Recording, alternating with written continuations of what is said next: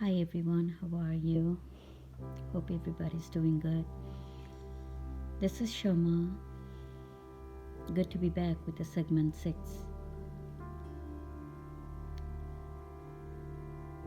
So, where I was yesterday, what I was saying, what happened after I came to USA. After I came to USA, it wasn't like what they told me, it wasn't like what my father told me. It was totally different than what I was thinking, or what anybody can even ever think of. As I said yesterday, he was living with the 3 other roommate because he's bringing me back. So he told everybody to leave. So I'm not going to see it. Or he can stay with his wife, which he was never used to it. Since he came in this country, he was always with someone all the time, either with his partner or either he's with his roommate. Anyways, so 2 days later, after I came back, one of his roommate invited us to go there. And in the morning, there was a lady came to visit us, and my ex-husband told me to leave the room and stay in my bedroom and lock the door, because they have to talk private and I would not understand, and the lady not going to feel comfortable while they are talking, and I will be sitting or watching or hearing what they are talking about. But anyway, I left. But before I was leaving, he made the TV sound so loud to make sure I'm not going to hear anything what they are talking about, but I was still hearing. Anyway, the bottom line, they were talking about their relationship, and I figured that out. That's the lady. It was his partner. She was non-stop saying, the girl is so young, she's younger than your age, why did you do that, and blah blah blah, all of those. But anyway, after that, at night, before I was actually going to the roommate's house, I asked who's the lady, and he says, oh, this is something related to his work. Anyway, he was lying. He didn't want to say it, and he told me not to ask any more question. Okay. At night, when we went to the roommate's house, when we reached there, he says, may I use your bathroom? He went to use the bathroom. The guy comes in, showed me the lady's picture, and told me that he was living together. Well, all the roommate was very upset with him because he really didn't give them a choice. He told them to get out, and they were so upset.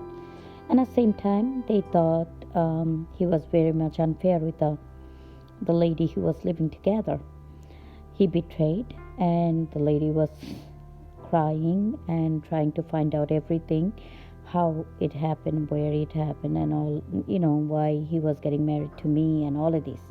But anyway, when he told me this, my mood was so off while I was there. I came home. My ex-husband was asking me what happened, did anything happen, or they asked me any question, or did they say anything. I said, well, they were saying in the morning the lady came. That was your ex-girlfriend who you were living together with. They also show me the picture that how you guys were taking a picture so intimate, and he slapped me. He started abusing me, because I shouldn't talk about it. I have no right to talk about it. And why I was hearing other people what they are saying, I should have protect my husband when people talk about him, not hear about him. All right. His behavior was, if you ask any question, he will break things. He will be screaming. He will be abusing. He will be so loud and so scary that you not gonna ask any more question. You gonna be thinking, oh my God, now he's gonna be coming after you. He's gonna be hitting you again. Might as well you just shut up. Okay. But anyway, that's how it was going, and I was upset. I didn't have any other choice. I wasn't allowed to call my parents. He wasn't buying me a phone card. I already started a job actually 6 days after I came, so the job was kind of helping me out. And at the same time, I was pregnant, so I wasn't really feeling good. All the time throwing out sick. He says he cannot afford to have this baby. Now I have to work. I really have to get another job.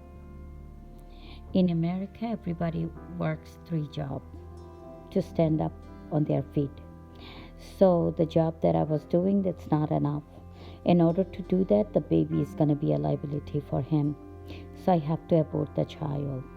I really didn't have any other option the way he was putting it through.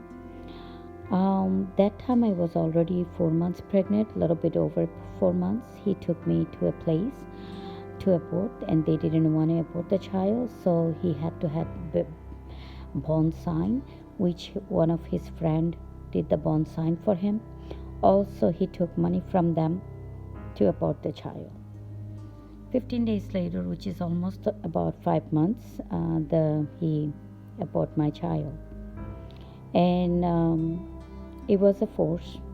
It wasn't my consent there or anything.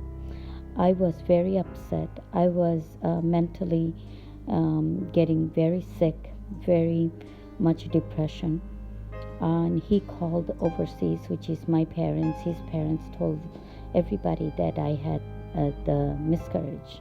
I fell down or something and I got a miscarriage, and they were all asking about how I'm doing, but he won't let me talk because I was dizzy.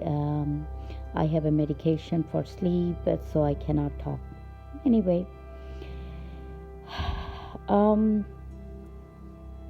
I took off from work 2 days, but my health wasn't good. So I had to take 3 extra days to have a bed rest. After aborting the child, I was getting more sick, mentally, physically, every way. But anyway, when he aborted the child, I was kind of getting a little more strong to figure it out that he has no feelings whatsoever. He doesn't have a feelings for me. He didn't even have a feelings for his own child. This is the first baby. I mean, why? Maybe he has other baby from other wives, but who cares? But anyway, and his family knew about it, and they didn't say nothing. They were blaming me from overseas anyway. Anyway, so after that, I took another job, and at night I was helping him. So pretty much I was coming home at a late night and then cooking, and then by the time I go to bed, it's really, really too late. And then 5 o'clock I have to wake up again for 6 o'clock work. That's how time was going so faster. But mentally, I was getting depressed. I didn't have any relation with him. I wasn't talking to him. I was so upset with him, and he was very happy while I wasn't talking, because when I'm not talking, I'm not asking him any question. When I'm not talking to him, he didn't have to answer any question that I have, or if I have a question, he doesn't even have to answer. He had one room, I have another room. He chose to do that. and two room we were sleeping separately. So we were married, but we were separated. The abuse was going more and more worse and worse because when I come home, he's supposed to work in the evening, but sometime when I come home, I see he's sleeping, he's not working. And if I ask a question, that's it. He will raise his hand, he will abuse me. And this is getting so over the limit that most of them his close friend already know. All the roommate was actually watching everything, even though they weren't living together, but they kind of used to come and give me rides and stuff because I never had car. And they also know his abusive character.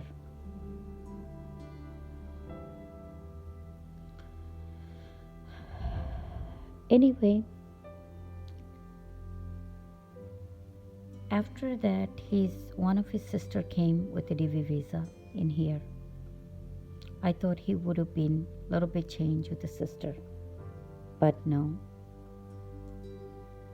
that didn't do anything. I became a mother for his sister, pretty much. I had to be mother for him, mother for his sister.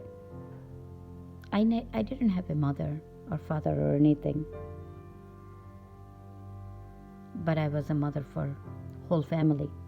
One after one, his whole family start coming overseas, up from overseas to here. Anyway, that's all for today. Stay tuned for tomorrow. Those who wants to hear more, please do not forget to press subscribe button, like us, give us a comment, and have a great day.